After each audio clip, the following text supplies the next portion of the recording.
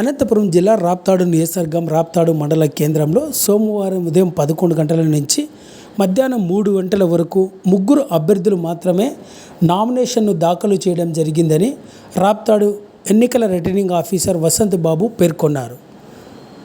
ఈ సందర్భంగా రాప్తాడు నియోజకవర్గం ఎన్నికల రిటర్నింగ్ ఆఫీసర్ వసంత్ బాబు తెలిపిన సమాచారం మేరకు సోమవారం ఉదయం 11 గంటల నుంచి మధ్యాహ్నం 3 గంటల వరకు ముగ్గురు అభ్యర్థులు నామినేషన్ దాఖలు చేయడం జరిగింది. అందులో రవి వర్మ ఇండిపెండెంట్ అభ్యర్థిగా నామినేషన్ దాఖలు చేయడం జరిగిందని, అదేవిధంగా ఆంజనేయ బహుజన సమాజ్ పార్టీ తరపున నుంచి ఒక నామినేషన్ను దాఖలు చేయడం జరిగిందని, అదేవిధంగా సాకే రాజేష్ కుమార్ మరొక ఇండిపెండెంట్ అభ్యర్థి కూడా తమ నామినేషన్ను రెండవ సెట్ను దాఖలు చేయడం జరిగిందన్నారు.